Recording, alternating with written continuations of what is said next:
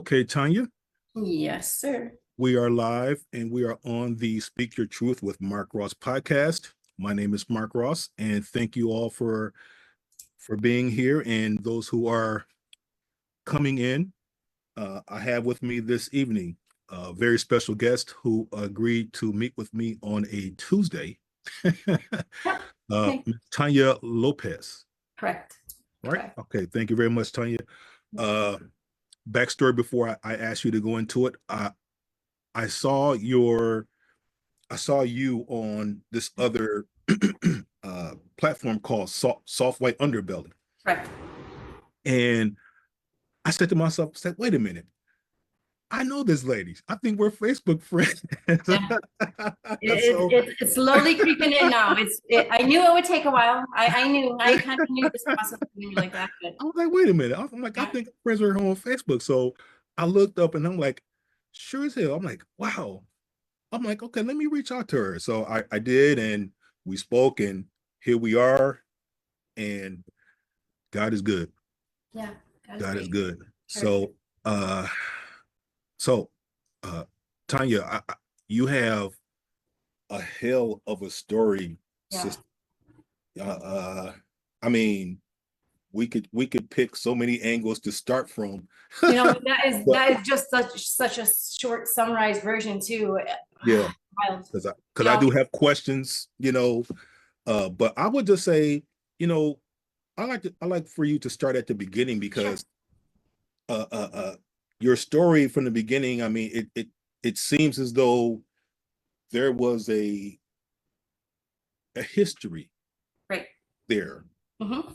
So a transference of trauma from your parents to you. Mm-hmm. You know what I'm saying? Right. So kick it off from the beginning. I mean, tell everybody who you are, where you're from, and all that good stuff, and just go right on to it, sister. Sure. Yeah. So Tanya Lopes, born Tanya Ayala. My parents were teenage parents. My mother started having children at age 15, and my dad was 17 or 18. So they're only like a few years apart. And I come from, my mom's family is very, very, very Catholic, very religious. My father too. Very, they don't believe in birth control. They're very, you have kids, and woman is pregnant barefoot pregnant, Yeah. And so that's how we kind of grew up. And my mom had all three children by 21, and my parents were just hippies. I mean, they were free souls, I mean, something that I love and I have to be cautious about, because I know I went through a lot of crazy shit, but in the big picture of things, Yeah. I know they didn't really mean harm. I know that they tried their best. They were, I forgive them for a lot of stuff, and they gave me a childhood that very few and seldom can remember and experience, that I'm very, very thankful for, So, I want to be clear with that, because they just didn't know what they were doing, and as I grew and as I got older, I realized that quick. But yeah, so my mom had, well, let's rewind a bit. My mom had my brother, and as soon as she had my brother, my father had a little fling or whatever with my mom's best friend, and got her pregnant. Okay. So my mom was 15. My dad has one son, my brother, and my dad had a daughter, or my sister, I should say, with her best friend. Okay. And then they worked things out, whatever. It came back, had my brother. Growing up in the north side of Milwaukee was very, very interesting, because we were one of very few white people in an all Black neighborhood. I didn't know any different. I didn't know any different. My parents didn't allow me to know any different. We were just very diverse. My parents were hippies again, I mean, that's just what it was. However, with that being said, we got bullied a lot. My brother got beat the living crap out of him because he was white. I mean, it was a mess. Milwaukee can be very segregated. People don't know that if they're not from that area. Still is. Ain't nothing changed. And it still is. And I don't know if it ever will not be. And that is a tough one, because it's such a beautiful place and beautiful people, everything, but the neighborhoods and the gang, which is not like that anywhere else. It's not like. Oh, really? No. It's very safe here. So it's very different. Anyway, so yeah, my parents had, my dad was adopted when he was younger. And so we didn't know his Puerto Rican side of the family very much. I didn't meet his biological mother but a few times, and she was the Jewish side of the family. But we were raised more with my mom's side of the family. And it was an experience. She was one of 10 kids, 2 had died. So there was 8, kids, 8 aunts and uncles and whatnot. And we would go camping. They had the bonfires. I mean, I had house parties at my house as a childhood that I can't even express to you what it looked like. There was people everywhere. There were people smoking bongs the size of 3 feet tall. It was wild. It was people having sex everywhere. I mean, it was just whatever. And I'm Tuesday night, like, okay, I got to go to school tomorrow. Parents will come back whenever. I mean, that was normal to us. Absolutely. I knew I had to wake up and take care of my mom because she would be hungover. I knew that was my job at 5 years old, 6. So you saw your parents and other people performing all kinds of. So it wasn't my parents with other people, my parents themselves, right? But other people would be doing whatever, God knows what. I would walk down the steps and find whoever, screwing around on the couch, and it was just normal. It was normal. I just knew not to look. I knew not to, you know what I mean? We just knew better, right? We were raised very openly. My mom walked around naked. My mom would back around the house naked. I mean, we were raised, it was not insensual in any way. It was very, it was very, my mom let me know, like, this is body, this is woman, I mean, that's how we were raised, right? And never anything bad came from it. My parents my mom was an alcoholic. My dad, they did get on drugs for quite some time. And it got volatile for a while. And when I was about 14, my dad got very abusive, and he and I got into a physical fight, and he beat me to the core, even pulled out a knife on me and all kinds of nonsense. Yeah, it was really rough. It was really rough.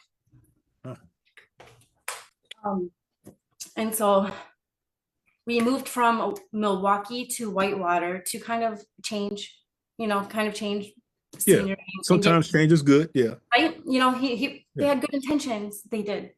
And so we moved there, but little did we know, being bored, coming from a big city into a little small town, you get bored and there's nothing to do but to get in trouble. And I am a very smart girl. I'm at my heart, I'm a really good girl, but I have my brother and sister. I need to rewind a little bit. I need to explain to you how I met my sister before I go on with that story. All right. When I was about 8 years old, living in the north side of Milwaukee, I went to 35th Street School. Yeah. And they announced, such and such Ayala, come to the office, whatever. I'm like, oh, they must have my name wrong, whatever. I'll go to the office. I go to the office, and sitting across from me is a girl that looks just like me. And I'm like, what the hell? And the reception lady, she was like, oh, I'm calling for Jennifer Ayala. And I was like, well, my name is not very common. How is there? Who's that? Why does she look like Ayalas? Yeah. And me and her were staring at each other, 2 little fair-skinned girls with freckles and brown skin, like, again, all black school. We're like, what? Whatever. My mom came to pick me up that day, and I was like, mom, guess what? I saw this girl, her name's Jenny, and she looks just like me. And my mom's face turned white as a ghost. And I was like, what the hell? Go home. They sit us down. They're like, well, we didn't tell you had a sister. Okay. That's how I found out. We ended up in the same fucking school. Got called to the office. Boom. That is your sister. Crazy. Right? Fucking crazy. Yeah. And so they were like, now we have to do something about it. They're going to the same school. We ended up meeting and, having a little bit of a relationship, as much as, you can at that kind of age. Sure. So fast forward, we moved to Whitewater. She's with her mom, that kind of stuff. I don't know kind of what happened, but I found out about her then. When we moved to Whitewater, not long after we moved there, we got a phone call saying that my sister was in a foster home and asking for my dad to go pick her up. And so I guess what happened is that her mom's boyfriend was doing stuff to her. She was being abused. she was about 12 at this time, so I had to have been about 10 maybe. And my dad drove and picked her up and moved her in with us. So at this point now, it's me, my sister, and my two brothers. So my dad took in his other daughter, my sister, and my mom treated her like normal. Oh. My mom never treated anyone like they weren't family, never. Okay. And so anyways, so moving on, we're in Whitewater, and there's a lot of drugs and gang violence, believe it or not. My siblings In Whitewater. Believe it or not. At that time. It is worse than Milwaukee. I want to laugh with you. I'm okay. Here's why. It's a good cover-up area. Without saying anything that can get me, Stella, without saying anything that can get me in trouble, right? There's a lot of places to hide things, disguise, that kind of thing. My parents, being the parents that they are, kind of fell into a trap with cartels and drugs and whatnot. It turned into a mess. We ended up having to hide like pounds and pounds of weed in my house. I lived in the basement. My parents made the basement my bedroom for me and my sister. And in the ceiling, we had to hide pounds of weed in the ceiling. I'm not lying to you. I was about 13 years old, right? Yeah. I knew it was right above me. Again, I'm a teenager. I could have been smoking that. I can. What would you do as a teenager with that, right? It was normal to me. This was nothing to me. And so it was what it was. We went on a vacation, came back, and they robbed us and took all the drugs and everything. So, and it ended up that my family they had to owe them, for what was stolen. Yeah. And I mean, they could have they worked something else, but they could have lost their lives because of the whole situation. Indeed. And so, that kind of stuff was happening. It was really, really bad over there. My brother and sister joined a gang. I was a nerd. I did not fall into that trap. I thought it was stupid. I was a very different child. I was a very, just different. I thought it was stupid, so I steered clear of it. Good to a point, right? I thought I was doing good up until we moved back into Milwaukee, because we quickly learned that is not good. Let's move back to Milwaukee. Right. And moving back to Milwaukee, I was about 14, so freshman in high school. I meet a boyfriend at that time, which is my oldest daughter's father. So I'm about 14, and I start dating him. He and I thought he was 17, I was 14, so 3 years older than me. And we, as stupidly as it sounds, we agreed to start a family. We thought we were, I don't even know. I'm a very smart girl, so it really, it boggles my head why, I just thought I was in love. You know what I mean? It was just I forgive myself. It is what it is, kind of thing. So I planned a pregnancy. I had my daughter. Things didn't work out between us. My mom got cancer at this time. So my mom had fallen down some steps, went to the ER, and they listened to her lungs or whatever. And that's how they found out she had lung cancer. And so this is about 98, I want to say. And then, so my daughter's dad and I didn't work out, and we split up. I ended up moving back in with my parents. I graduated high school. I did all that. I had my daughter in my senior year of high school, my oldest daughter. I graduated and I went to college. And then I met my middle daughter's father, which was just a quick fling, but I ended up pregnant and I had my daughter. So here I'm a single mom now with 2 girls, 19 years old, living at home with my parents, going to college to be a paralegal. I'm still chugging along. Having kids is not stopping me. I'm very goal oriented. I have goals. And so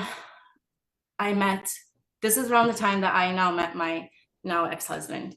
I met him on the day that he divorced his ex-wife, which again, you don't think anything of it. In my mind, they're divorced. I'm clear. Yeah. You know what I mean? Legally, I'm not doing anything wrong. Yeah. What he does is whatever, but he had 2 kids. I was like, cool, hey, my kids, I have 2 kids. Perfect. His kids were 4 and 5 when we met. My middle was 9 months old, and my oldest was 2. So it was perfect. It was a girl and boy, and I had 2 girls.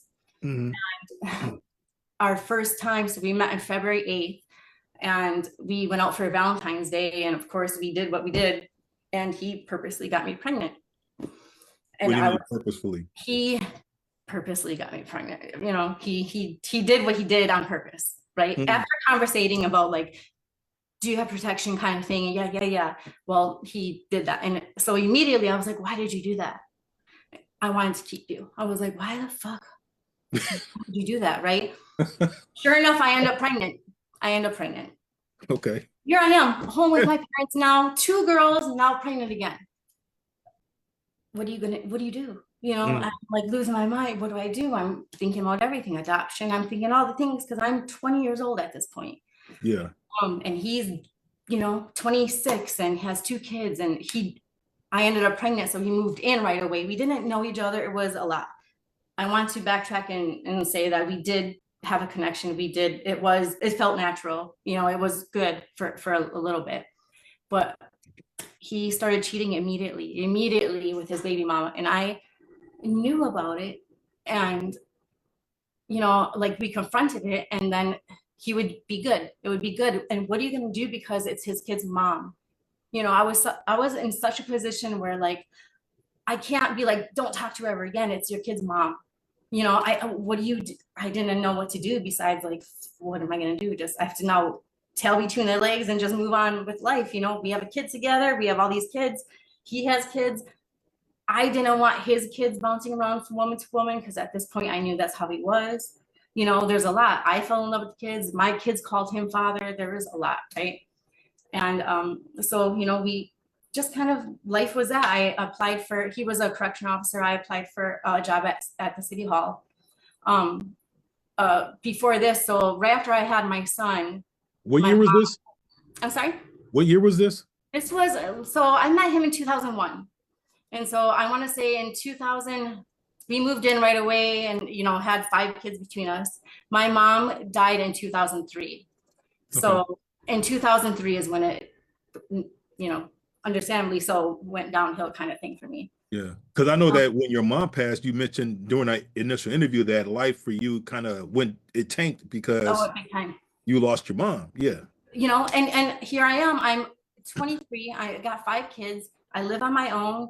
I'm doing good. You know, when you're 23, you're an adult. You think you're an adult. You know what I mean? I'm like, whatever. I guess this is part of life. I'm just chugging, you know, I don't know. I lost my mom, and I want to stress that my mom and I were very close. And when I say best friends, like best friends, you know, we were very, very close. Yeah. So it devastated a lot of people. And from that, when my mom was sick, she was giving us pain pills. Again, this is 2003, right before the opiate pandemic got big, before anyone knew what was going to happen, you know, before anything. Her intentions were pure. I think she was trying to numb our emotional pain. You know, it just, she didn't know any better. She was getting pills by the bags, by the jars. She had everything. And she was, here, kids, you know, take whatever. I'm like, cool. You know, I'm popping pills, not thinking anything. It's giving me energy. I'm, you know, doing my thing as a mom. I have 3 kids. I'm going to work full time. I have sports. I'm numbing my emotional pain out from what my husband is doing to me. You know, there's a lot that goes into it. And after my mom died, my dad really like lost his mind too. And again, hindsight's 2020. I was so angry and bitter with him, but looking back now, I get it. You know, I understand everything. Yeah. And so like my family just fell apart. Just, you know, I'm now addicted to pills. My ex-husband is addicted to pills. We're taking pills together. Okay. There's so much, man. He's continuously cheating on me. It's just so much. I'm focused on like my kids, my life, you know, everything. Just my mom died. I didn't even have time to grieve.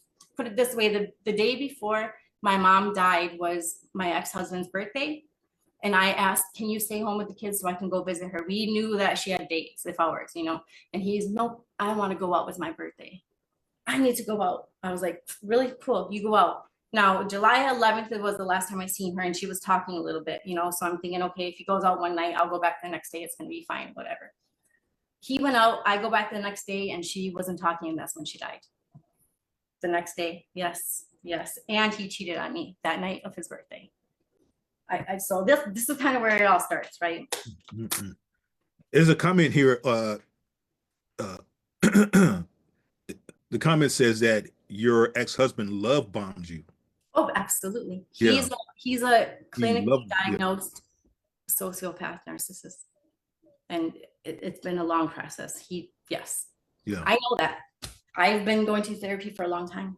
You know, I've done a lot of stuff. I'm very aware of everything. You know, I'm not naive to any fact. You know, I want my kids to know what happened, because there's a lot with love bombing. It comes with a lot of like me, again, putting my tail between my legs. And he comes from a Pentecostal family, you know, where in my family, like, you just didn't talk about personal problems. And if I did tell his parents, like, hey, he's doing this, that, and they would say, like, shh, shh, shh, you know, I'll pray for you. You're the problem, not him. You know, what are you doing? That kind of thing. Like, what? You know, it makes me feel crazy, because everyone is making you feel crazy, you know. And it's like, does anyone else, like, they all knew what was happening, and they were having her, like, they would throw birthday parties for like his kids and have her there, but not me. And I'm his woman, you know, we have family. It was wild, right? And so it was just years of that where I just was like, fuck it, no one's gonna help me. Who am I gonna have to help me? Who? You know, I don't have anyone. What do you do? I have kids that I need to raise. I'm gonna just fucking move along. I want to stress again that it's really hard, because we had a very deep love for each other. We loved each other a lot. I knew that. There was never a doubt. You know, maybe you loved him, but I know for a fact. He loved you, but he didn't love you like you did. Oh, no. I loved him more. I know. That's what I'm saying. I know that. I'm okay with that. And that's how it is in every relationship. I know that. I've openly admitted that, and I was okay with that. Yeah. I'm okay with that. You know. Yeah, I mean, it is what it is now. Yeah. It is what it is, right? I didn't even care then. I didn't care then. I didn't care because he was a good father for overall. Again, there's things that like happen, right? Like, oh, yeah. You know, we were going through stress. He had his divorce. I knew he was still going through stuff. We had 5 kids. I lost my mom. There was a lot. My son was like going through health problems, and he laid his hands on my son when he was 7 months old, and left marks on my son that I took pictures of, and, you know, that it turned into a thing that I was like, if you ever do that again, I will murder you, you know, that kind of thing. Now, again, moving forward to after my mom died, it was just a mess. And, you know, there's Summerfest. Yeah, I know you're aware of it, of a festival that we had gone there, he and I, one night. And that night, all of a sudden, there's his ex-wife there. She's huge and pregnant. She was like, I'm pregnant, it's his. I'm like, oh, what? You know, what is happening? Yeah, it was right after I lost my mom. And so we go home, and, you know, we're arguing in the house, and it's for the next week or two, right? Naturally, right? I'm arguing, like, what is wrong with you? Whatever. He, again, like, hits my son, smacked him upside his head, you know, because he's bringing stress and tension into my house. Everyone's tense, right? And so, long story short, is I was like, dude, I want to murder him. I took a knife out my knife set. I grabbed in my hand. Again, I'm a smart woman. I would never do anything like that. I know I have kids. I know all the things, but so I'm like, Tanya, calm down. I'm going to go in the bathroom. I need to go take a bath for a minute. I need a minute. No more than 5 minutes later, there's a knock on the door. And this is probably 2004, maybe 5, 6. I don't know. This is, again, a little bit after my mom had passed. So I hear a knock on the door, and I hear someone saying, police. And I thought it was him fucking around, because he did shit like that, you know. He would provoke and then joke about it and laugh. You know, he was a narcissist. And so that's textbook narcissism. Yeah. Oh, he's diagnosed. He is, you know, he knows it. He knows it. He knows it. There's a reason he's been quiet. He knows. Have you been going to therapy? Are you still in therapy, or have you been? Absolutely. Yeah. Good for you. My doctor had seen my videos, and yeah, they've all been super proud. They've encouraged me from years ago. So it's been a long process. It's been a long process. And so anyways, I hear a knock on the door, and they're saying police, and I'm like, oh, whatever, you know, whatever. Yeah, right. I open the door, and yes, there's 2 police officers. I have a knife on like a shelf, you know, the bathroom like shelf thing, not in my hand. It was on the shelf. I'm in the bathroom. Right. They grab it and they pull me out, and I'm, what's going on? My kids are now all in the kitchen, all 5 of them. What is happening? Oh, we heard you threatening that you were gonna, you know, murder him. Did you hear what happened beforehand? Do you know what I mean? You heard that. I guess some little boys walking by had heard us arguing, call the cops. And while I was in the bathroom, my ex had to meet the cops at the door, and he's a correction officer, you know, so he had to straighten up his tie and, you know, oh, Yeah. she just lost her mom. She just lost her mom. She's going crazy. He played the law enforcement. I heard it. I was hearing it through the window. And from that moment, I was like, I need to protect my children. I need to protect my children. He's crazy. And that is what happened. I didn't care what he did from that point. I protected my children. He had to support me. You know, he supported us. I was moving along. So I applied for my job at the City Hall. I was waitressing. And again, I always wanted to do better. Nothing had stopped me. I wanted to do better with my life. I'm 25 years old. 26 maybe. I applied for the job. I got it. Before you go into that, was he abusive towards you? Because it sounded like he was abusive towards your son, but was he abusive to all you? Of us. Absolutely. Oh, okay. In every house I have pictures, I have everything. In every house that I live in, there's been holes in the walls, there's been broken. When I say, like, yeah, he was absolutely abusive. Absolutely.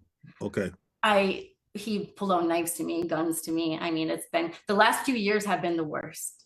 The last few years is, again, all the stuff leading up to it, I'm taking it. I'm strong. I know I'm whatever. And I want to, again, he gave to me, but I'm going to give it back. You know, I'm not going to sit there and take it. I'm going to fight back. However, it shouldn't get to that point, and that isn't me. I don't like to be like that. I don't like to name call. I don't like any of that. That's ugly to me. I never liked it. Okay. And so, and I would tell him that all the time. Like, can we have these kids, please? I begged him to do therapy. I did everything you could possibly think of to try to get this man to be a better man. And I will die in my grave knowing that's the truth. And every one of my kids will know, everyone. So I tried. You know, well, Tanya, I'm gonna say this to you. You can't force anybody to change. Absolutely. And I'm talking to you now. You know, if it was you then, this would be my message to you then. Yeah. But you can't change anybody. Yeah. And it's hard. And that is why I accepted him. Do you know what I mean? That is why I accepted it, because you know, like, what am I going to do? There's nothing I could do. I mean, I leave him, right? And then we have to split custody with my kids. I'm fearful of that. Nope. I cannot trust him to take care of my kids. I tell people you know, that he's abusive. Look what happened with the cops. Look, they arrested me and put me in a mental home that night because he tried telling them that I was attacking him. I had to go to a mental home that night. They institutionalized you? Yeah, and let me go immediately. Yep.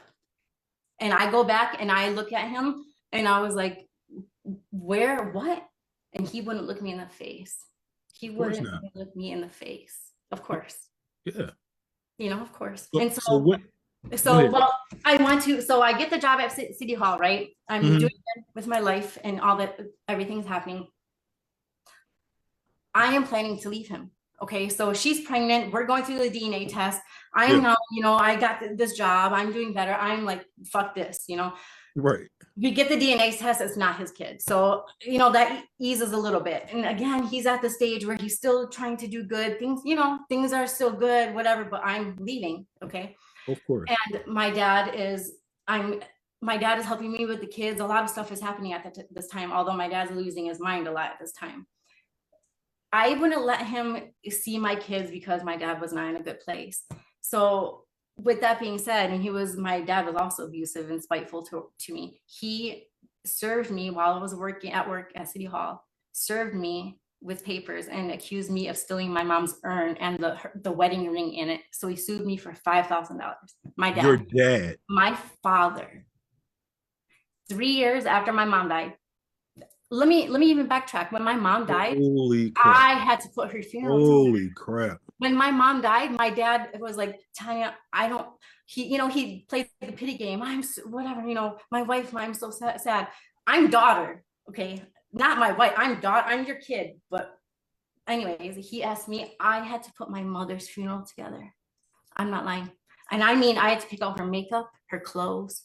I had to do the newspaper thing. I had to do everything. So I did all that. And then she wanted to be cremated, which is cool. And we put her wedding ring in there. My whole life, my mom has always told me this wedding ring, the wedding ring was for me. I'm her only daughter. Where else would it go? I know my sister, it was her daughter, but biological, right? It's been a thing. Everyone that knows us knows that that was my mom's plan. And so when she passed, I would ask for the ring, but my dad's, nope, nope, nope, you don't let me see the kids. I'm not going to give it to you. Cool, fine. So he sued me. Okay. At work. He made sure he sued me at work. And so knowing you worked at City Hall. At City Hall. So he's already he's already trying to humiliate me. And here I am going through all of this. Goodness. 25. Okay. 26 maybe. And so anyways, we go to the mediation, the court for that. And right. I explained to the people like, hey, my dad had lost his house at that time and he was going to have everything in storage. And I took my mom's urn. As a matter of fact, I asked him, do you want to store all your whatever at my house? I'll take the urn. I don't want it to sit in storage. It was an agreement. He knew that, right? And so he tried to use that against me and tried to say I stole it. Long story short is in the mediation, I told them whatever, like I just lost my mom, whatever.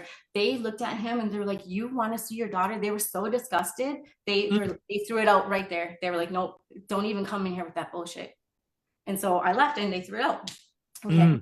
And so my dad would continue to try to like do shit, right? Just sabotage me. And I'm going through all this I'm still addicted to pills at this time. Okay. I want to say that I was going to the doctor and getting prescriptions, but your addiction gets higher and you get more. My sister was getting like oxys. And so I started getting oxys from her and that kind of stuff. And okay. So with that being said, my ex wasn't helping me financial because we were in our little tiff, at this time. And I was like, I don't care. I don't need your money. Long story short, I ended up taking money from my job. I got busted for it. I got in trouble and that's how I got my felony. But I owned up to it from the start. As soon as I went into the room, I was like, I did it. What do we need to do? I never fought nothing. And so I got put on house arrest. And from that point for sure, I was like, as soon as this is over, I'm out here. Cause this is my like sign, my huge sign, like get your shit together, like leave him, And so I did 5 months of house arrest, which was awful. And then after that is when I had my probation officer. I requested to have interstate compact to get transferred to Arizona because my brother was living out here in Arizona, and I got approved. And so I signed agreements with all my children's fathers, like, hey, I'm going to take the kids. I set everything up. I had money saved. I was going to college at this time. I went back to school because I lost my job, obviously. So I started going back to school. And then I had a loan, I had everything set up. I packed all my stuff and I left his stuff there. And I was like, you do whatever you want with your life. I'm taking our kid. I'm going. The day before I went to go move, he comes home and he's like, I got fired. What? I'm relying on him being an agreement that he was going to send me money. I didn't have a job, so I needed to rely on him. I needed to trust the man that I was with for 7 years at this point. The father of my son, that he was going to help me financially. Like, it was an agreement. We talked about this. And so I'm like, oh my God, what am I going to do? Like, what am I going to do? Like, everything. He needed to pay the rent. Our lease wasn't up. There was so much. There's always so much that goes into it, so much more. Yeah. And man. So you're 25, 26 years old at this point. So yeah, I'm like 27, 28 maybe at this point. All right. And you're going through a legal issue with your dad. Yeah. Going through abuse with your husband. Yep. And going through your own issues with pill addiction. Yep. Life and being a mom. Yeah. Ain't that wild? And I will tell you that I took my motherhood, I take it very serious. I put them in sports. I volunteered in everything that they've ever been to. It's been hard being a teen mom, and especially me, because I've been judged and, whatever, it's been tough, but I'm not a perfect mom. I'm not perfect at all, period. But who is?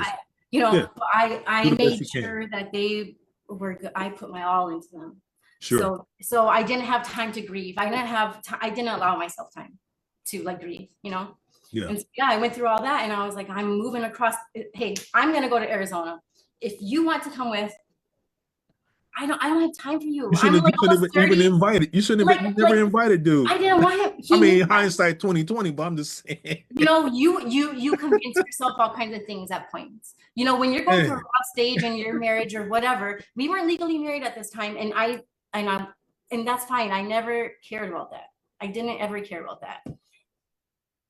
But when you're going through stuff, you convince yourself like, well, wow, you know, people go through things, and they do.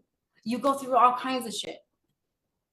Love is love, and like, if you have a connection with someone, it doesn't matter what you go through, that is going to be there, you know. And you do whatever for your family. It's not always better sometimes to split up and bring a step parent into the picture. It's not always better. Now I have to share my kid and fly across, you know. There's so much that goes into it. Like, is it worth it? I don't know, you know.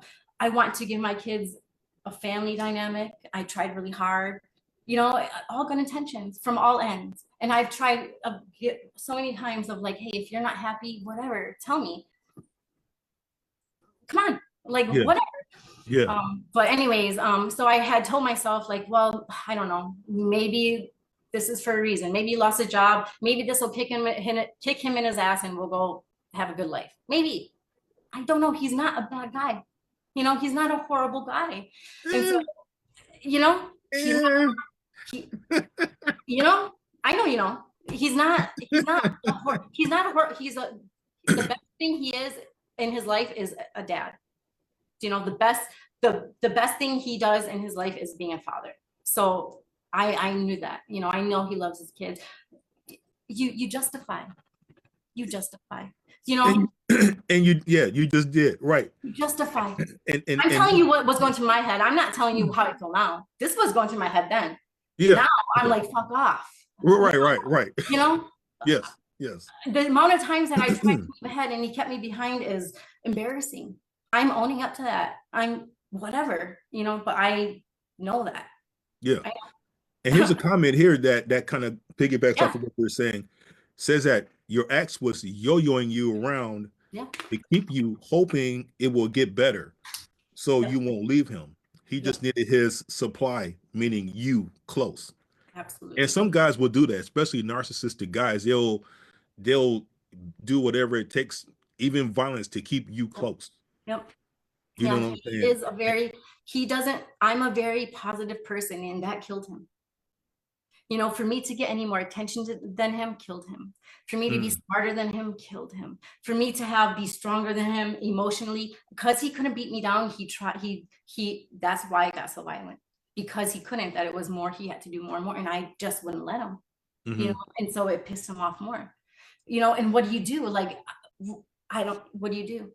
You know, it just, things you don't learn. I started going to counseling in 2017, and, you know, you learn.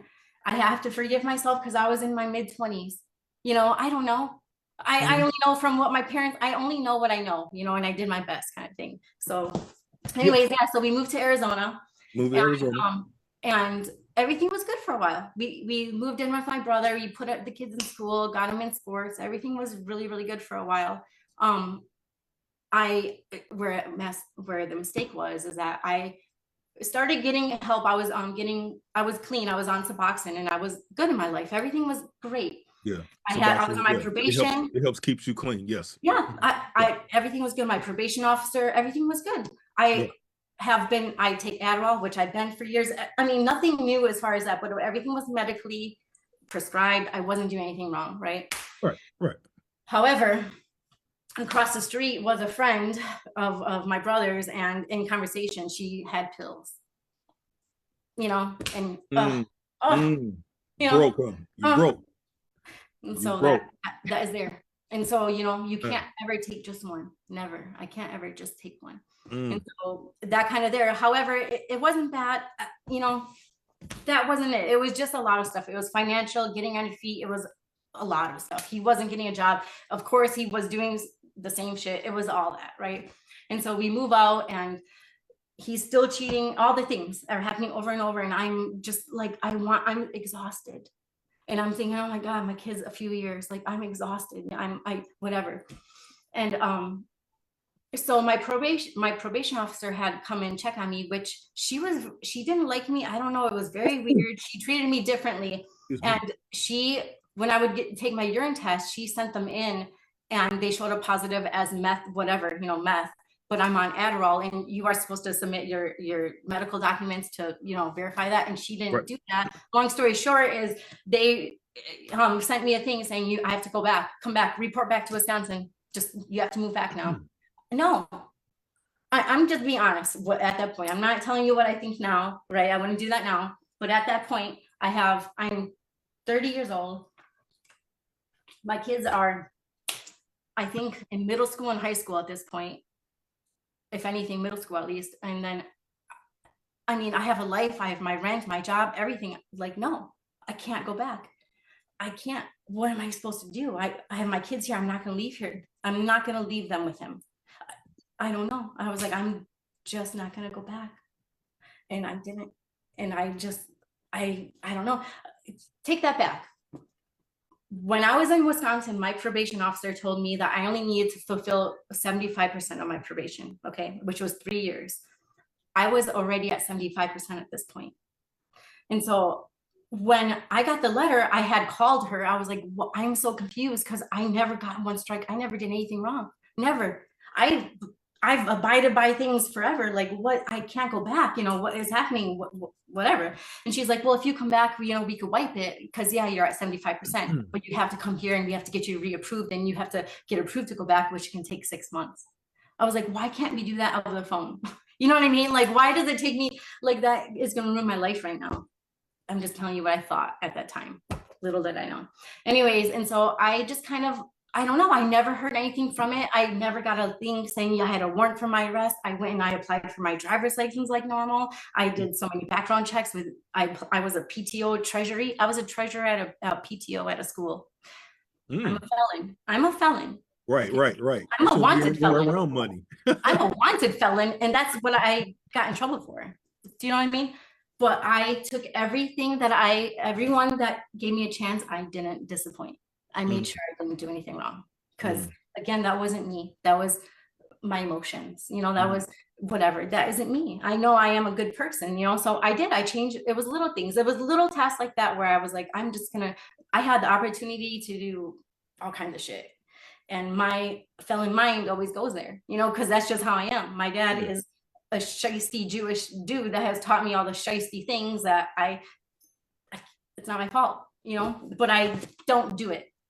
And to have that strength to not do is no one understands that strength to not do and to say no to something or to, to be it takes a strong person. And so anyway, I continue to live life and I never heard anything. Nothing happened. And so here I am now, 15 years have gone by. We're in 2019. Okay. All these years, I got in trouble in 2006. So 13 years. Okay. My kids are in college, everything is smooth. Just everything is okay at this point. My ex is getting really, really bad. Like he has a lot of mental health problems, right? A lot. And so at this point, he's in his almost 40, midlife, kind of is teetering. He's going through some shit, right? And so it's starting to get a little bit bad at this point. Okay. However, everything was good. I go and I get clean. I started to get sober at this time. I started my therapy in 2017. Oh, well, moving back to 2017, he and I had gotten to a huge blowout and he gave me the ultimatum. And I'm just telling you the truth again. It's embarrassing to admit, but I don't care. It is what it is.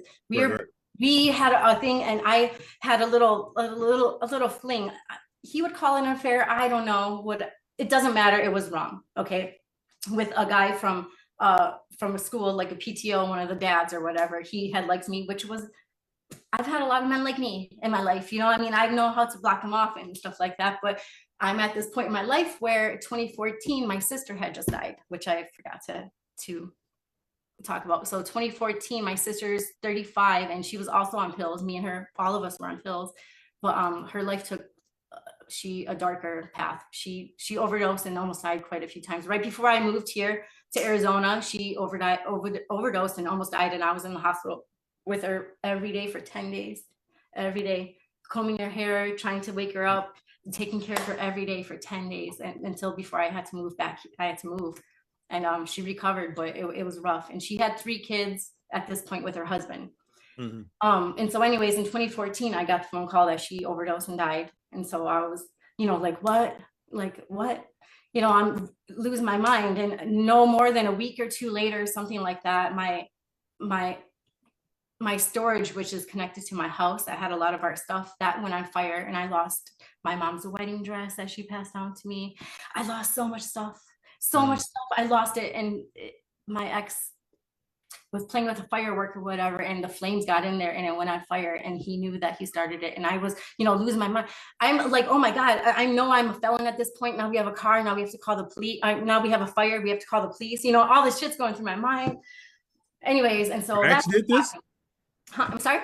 Your ex did this? My ex was in the backyard. They were having a bonfire, right? And he was playing with a firework because he just always does stupid shit, just always has to do stupid shit.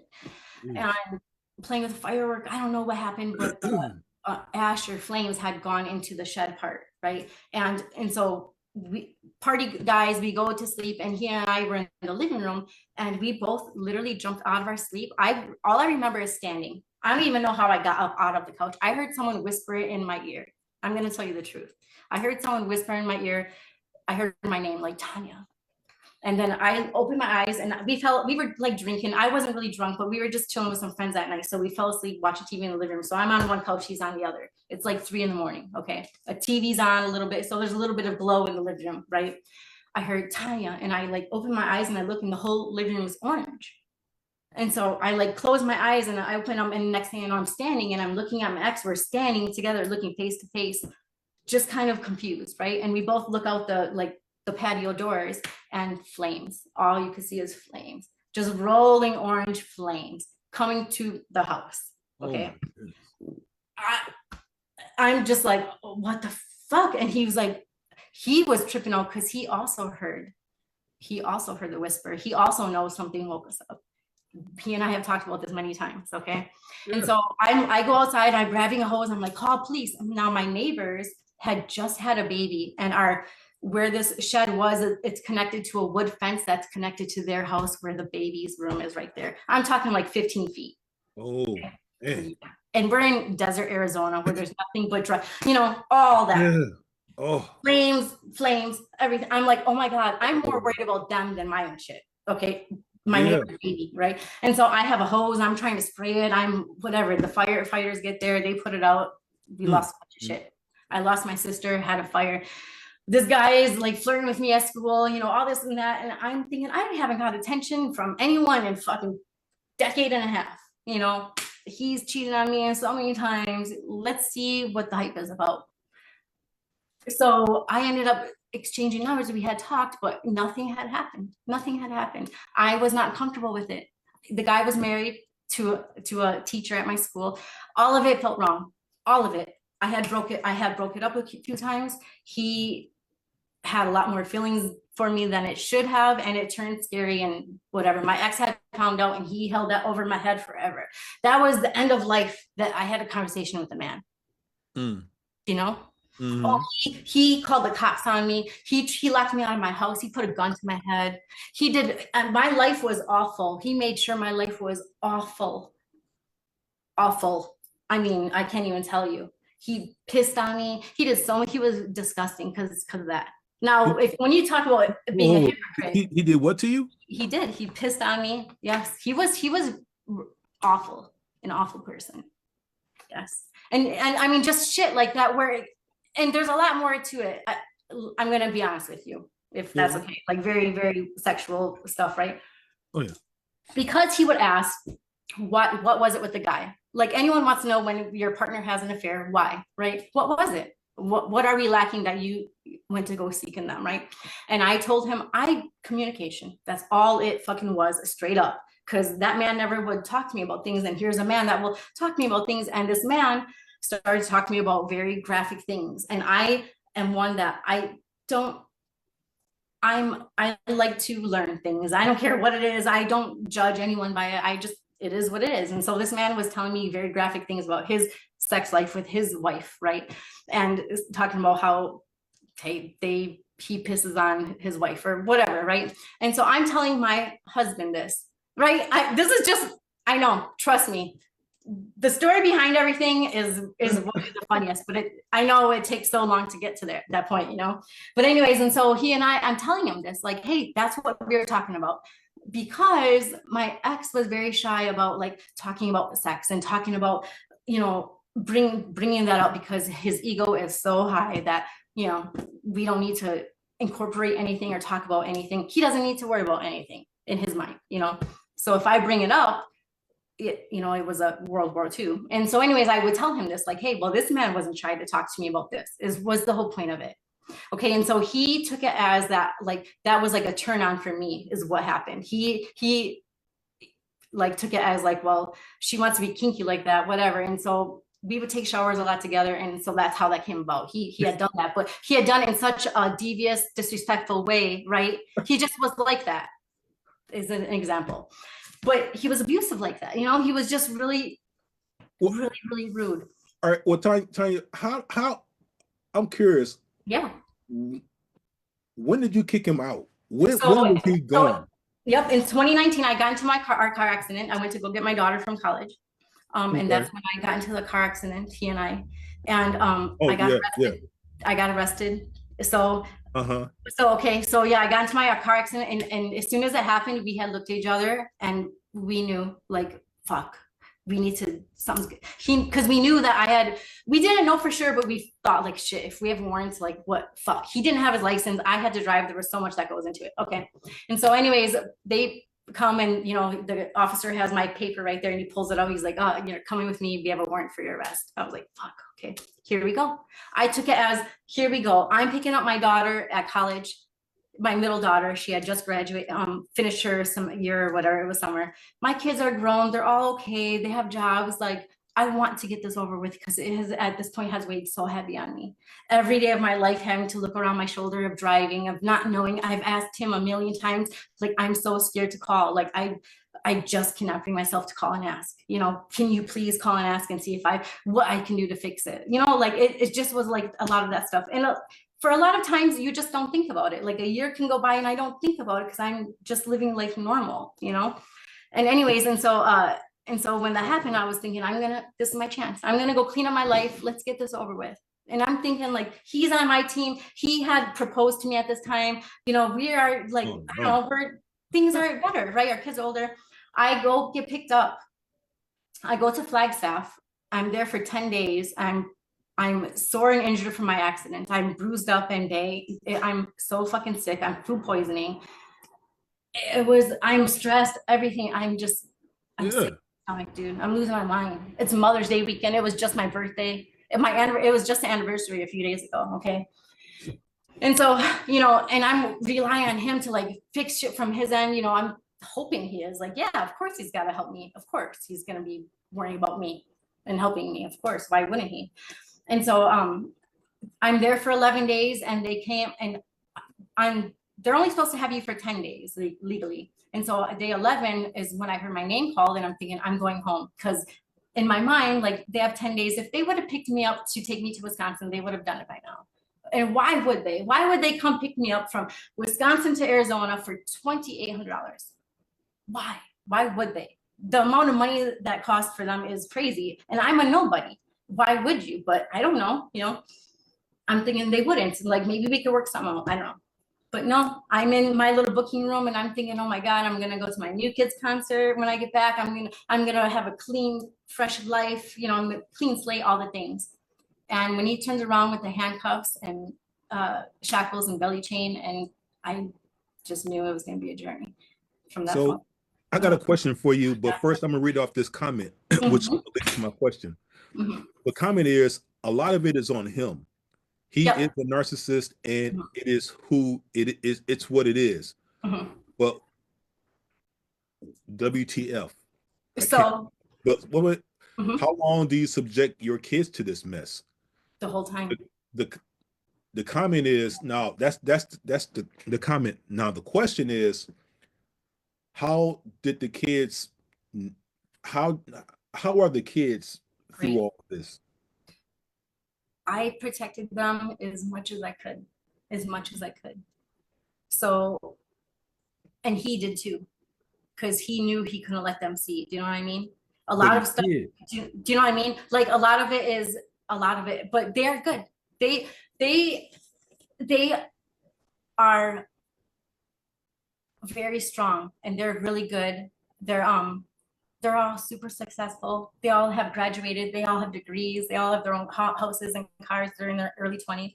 They're all good. I made sure, I will say it over and over. He was a decent dad. He was a decent dad. He was very strict, but I was very submissive, you know, because I was raised like that. And so it was okay because I you know, I made the kids respect him. You know, whatever happened was between us was just between us. The kids were a whole separate issue. They got to see only that side of him, and that's what I wanted, and that's okay.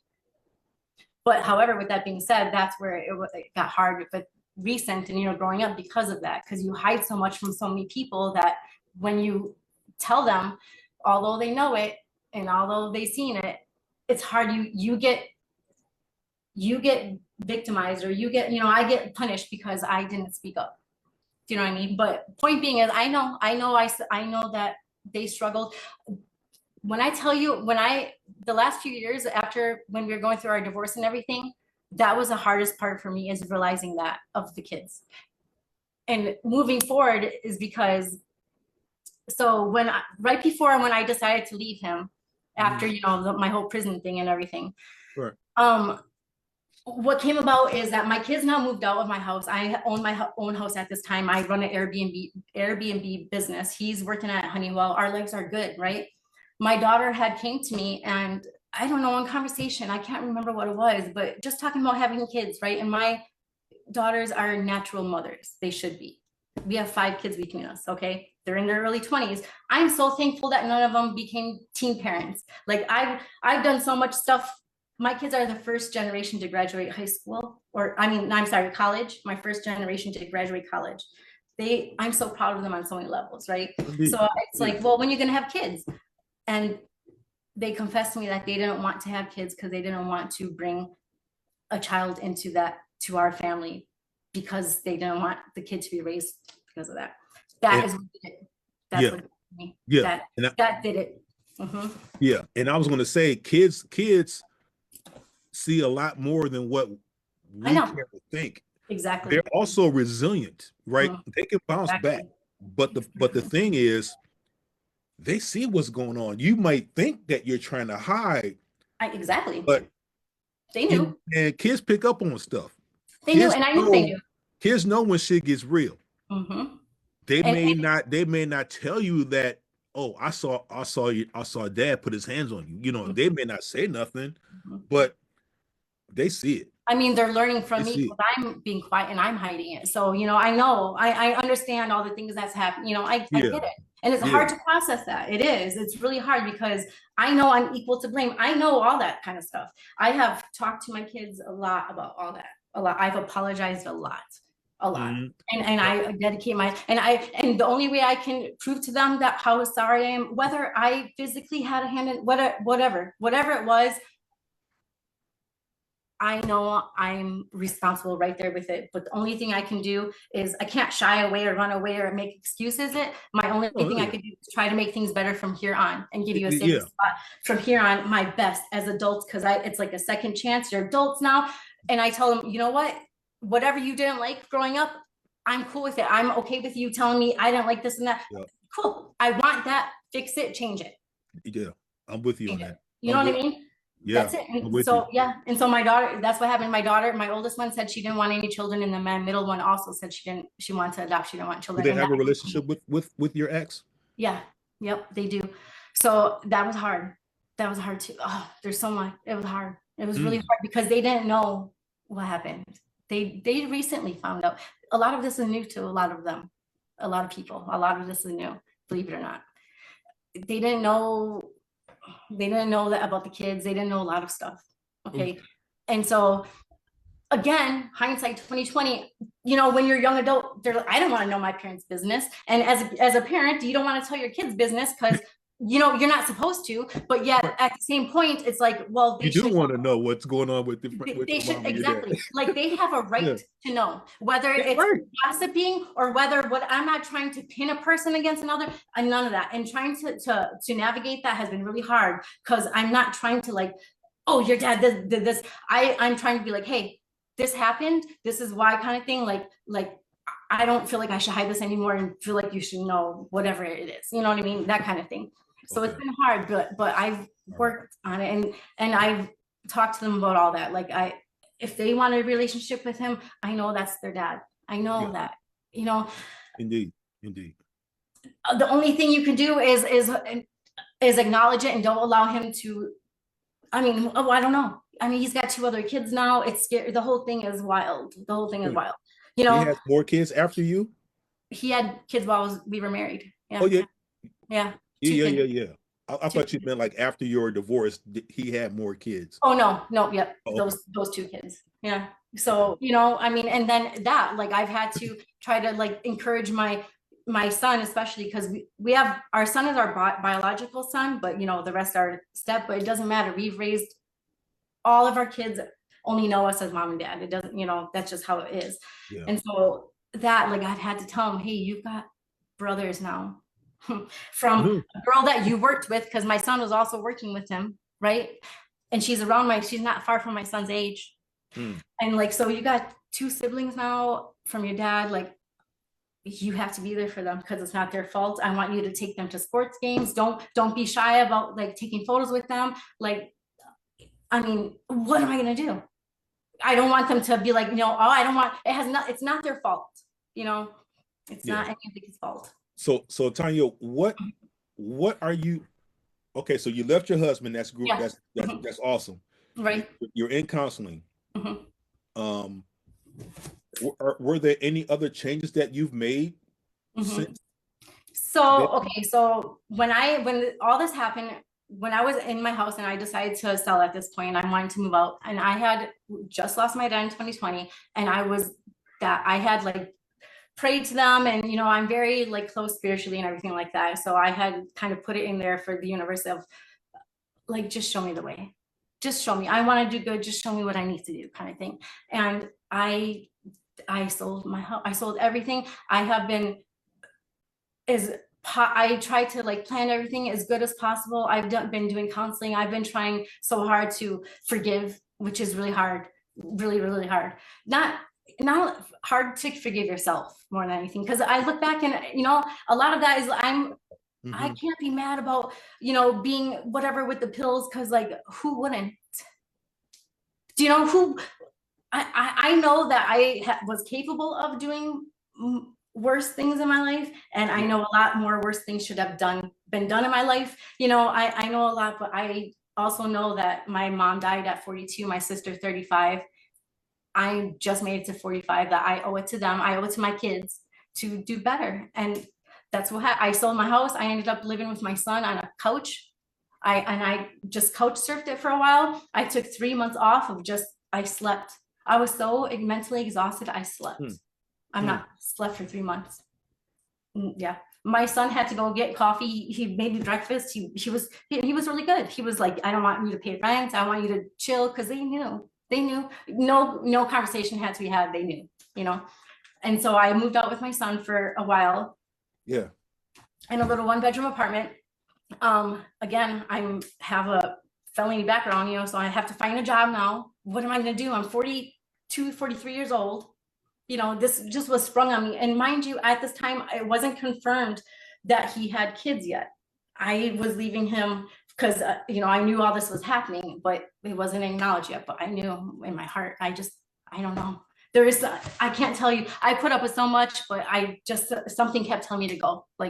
Then there is signs and breadcrumbs of so much stuff that happened, that like little things of like, I just followed a literal flower, like, you know, turn left that way kind of thing. And I did. Yeah. And it is what it is. I mean, what am I going to do? I don't care if I live in a little shack of an apartment. I'm going to teach my kids that you don't have to deal with that. You do not have to deal with that. I want to teach my kids better. And if that means me I had to lose everything. I literally lost everything, and that was fine. And me and my son talked about it, and he was like, sometimes you have to lose everything to move on. And I said, absolutely. I know that about me, especially because I'm so resilient and so strong, that's what it took. It's what I had to take. Me to literally lose everything. And I couch surfed, and me and my dog, I didn't have money for food. I'm telling you, I lost 20 pounds. That man didn't help me with a penny. And I didn't care. Of course he's not. Of course he didn't. Of course he's not. He's got an apartment. I found out about them because I found an apartment with his and her name. So he's got her $2,000 a month in a little apartment, and I'm struggling over here, and and he's telling it's just a mess. But I didn't care. I applied for 473 jobs. 473 jobs in a matter of, I want to say 3 months. So I moved out in April, May, June, July. I started working so 5 months, 4 or 5 months, I should say. I applied at so many jobs, and then I got one lady that called me, and she was like, well, we need whatever. I got hired. I was like, cool. I didn't even have a car. I didn't even have, my son had to drive me. I had to have her pick me up. That's when people don't understand. I'm 43 years old. To put your tail between your legs and to have to, do you know what I'm saying? But my thing is I've been honest and open about anyone that I've met. For my interview, I walked in there and it was an older lady, and I was honest. I was like, I'm going through a divorce. I'm a mess. Like, I haven't worked in a business field in 10, 20 years, 15 years. Like, I know all the things, but I know that I'm the most driven, dedicated person that you're gonna find. I know, and I'm cool with constructive criticism. I would be a person, and she was like, cool. And she hired me. And I was honest with that about everyone. And I didn't date or nothing. I wouldn't date until I even filed for my separation. I was just me. And I would sit out there in my patio every day and stretch and had a cup of coffee, and I did yoga every day. And I did nothing for like 3 months. Yeah, absolutely. You need to have that you time. You need to regroup and recover. Yep. And my son knew it, and he was living with me, but he let me have that space and that peace. They all knew. Yeah. I didn't have my kids come around. I didn't have no one. I didn't even see friends. I didn't nothing. And so anyways, I started working, and I just a little bit, picking up pieces kind of thing. Working, I'm trying to find a different place, and I'm thinking, I'm gonna date. But here at this point, I was scared to date because, again, just being honest and whatever, I know I'm in my 40s, but I also know that I have grown kids, so I don't have young kids. I know I'm decent looking. I know I'm fit. I know all the things, so I know I'm a catch, right? And I know because all of my 20 whatever years of being with him, I've sat there on the sideline and I've just learned. I sat back and watched and listened and absorbed everyone's relationship, everything I've learned, everything. And I thought to myself, if I get a second chance, I'm going to do this, that, and the other. And I did that. And I did. And so when dating came, and some might not take this serious, right? But as soon as I opened my dating app, it had 1,000 likes, 1,000 in 24 hours. And I shut it down because it was so overwhelming. I was like, I don't even know what to do with that. And so anyways, I had, sifted through some, and this one picture kept popping up. And I don't know, something about the picture just caught my eye, and I kept closing down. I didn't swipe away, but I would close my app, thinking, I don't know, whatever. But it just kept popping up, and I had shown my dog, Stella, what do you think about this guy? And she booped it with her little nose, and she laid her head down, and I was like, okay. And so it was, this guy, and from his one little name, I did a whole Google background check, and I found out all about his life. I didn't even hit like yet. I didn't even swipe right yet. I want to express that. This man doesn't even know what's happening. I didn't even swipe on he doesn't even know yet. But just from this one picture, I done Googled him. I done all kinds of stuff. I know he's in the Navy. I know all these things, right? And I'm like, I don't know, something about him, something about it scared me so much that I knew that was my husband. I was so that's my husband. And I don't know, because I just got over marriage, but I want to also reiterate that I was very lonely for all those years, obviously. Yeah. Do you know what I mean? Yeah. So anyone, it's hard to be in this, going back to a life lesson of me forgiving my dad for how he acted after my mom had died, because they were together for 25 years when my mom passed and he lost his mind. And I didn't understand that. Now I'm going through same shit, basically, you know, and I get it, you know. And so anyways, I forgave, you know, all that shit. I'm just moving on with my life kind of thing. And I swiped on him, my husband now, but on our first date, he the most genuine soul I've ever met in my life. And I've met thousands. I mean, thousands of people. I am a social butterfly. I'm me. You know, I mean, if you send me out into the complex, I come back with all kinds of friends and whatever. That's just me. And my kids are always, where's mom? What is mom doing? I don't know. That's me. And so anyways, this man, he opened the doors for me and he doting me. And I know, again, I know how good of a wife I am. I know how loyal. I know all the things that he doesn't know, but I know of my value. I know that I'm deserving of a really good man. I know all the things because I know. I mean, yeah. And so anyways, I meet this guy, Keiko. We go on our date and I don't know. It was perfect. It was just perfect. We felt like we knew each other forever. And again, everyone feels like that, right? Everyone, it's like that. But I don't know, I can't explain it. There's things that he did that, and I don't mean this in any bad way, things that he did or said or acted that remind me of my dad, that I knew, like, oh my God, this is my parents sent him to me. 1,010%. 1,010%. My parents put me on this path and sent him to me, and absolutely.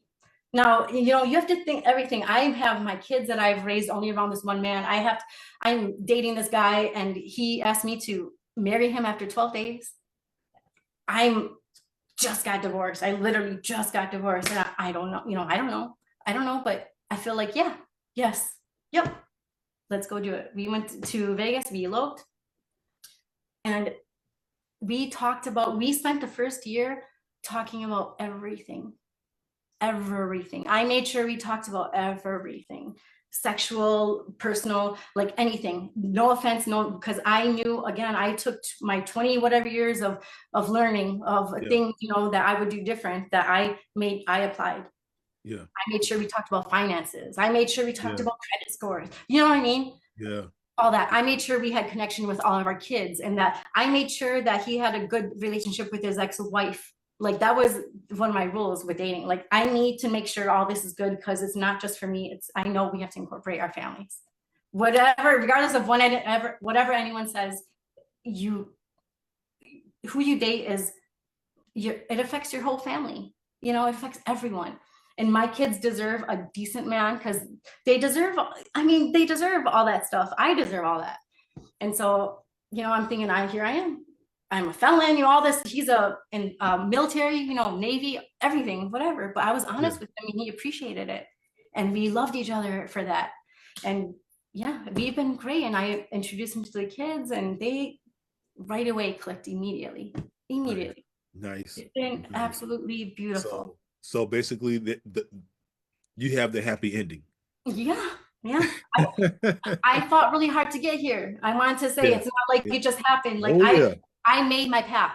You went through hell and high water, Sister Tanya. I made my path. And so I'm very blunt and open and honest about knowing, like, anything that happens, like, I'm very deserving of anything good in my, I know that I put my work in. I know that I had a rough time, but I'm not gonna, I don't want pity, you know. No.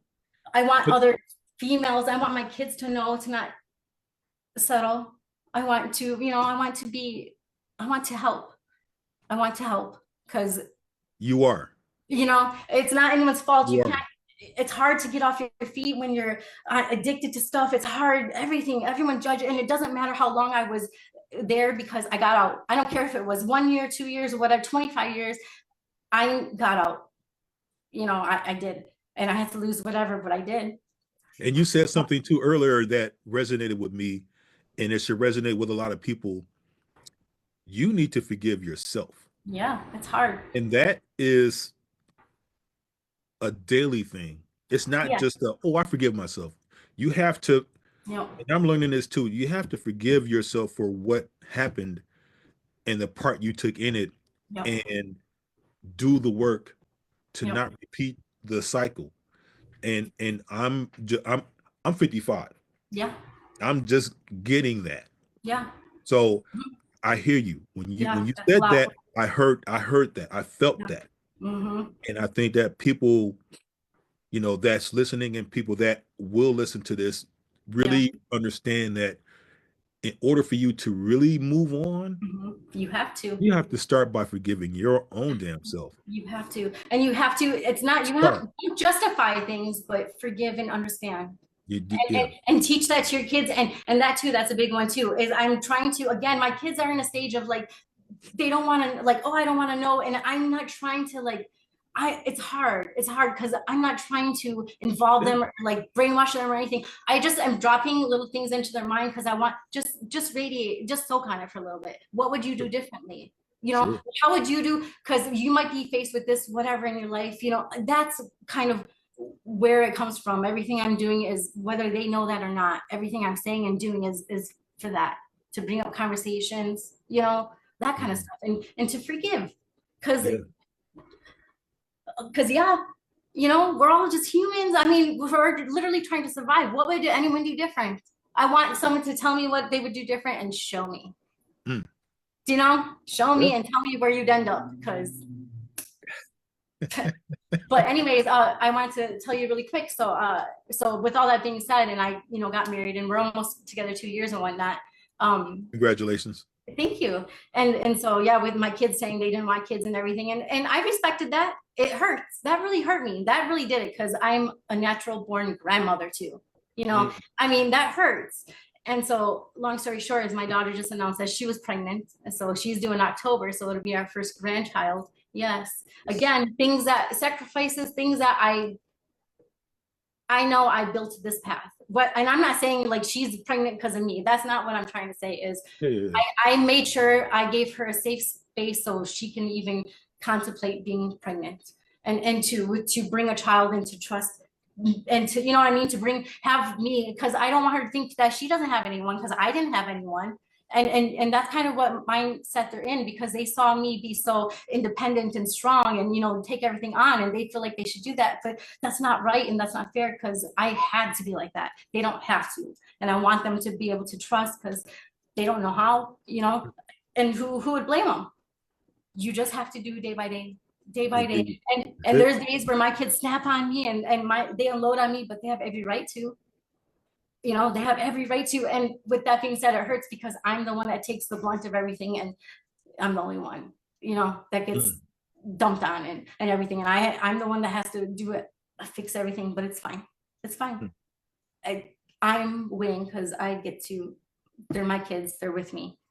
I get to be a grandma, all the things. So you have to just try to be positive. It's hard. It is, but one day at a time, right? Yeah. Yep. I'm telling you, one day at a time, man. How can people reach you, Tanya? If they wanted to reach out and get some advice, how can they reach out to you? And I've been getting a lot of good messages. I am all over social media. I keep all my stuff public and open. I don't shy away from that. Social media, or social media would probably be the best. Messaging me on social media. It's Tanya Lopes, my name, Lopes. Look her up, guys. Look her up. Yep. Tanya Lopes. That's with an S. Yes. Not Z.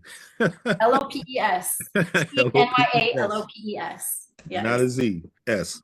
Yeah. So look her up on Facebook and show her some love. Yeah. Tanya Lopes. It has been, wow. This is a very interesting conversation. Yeah.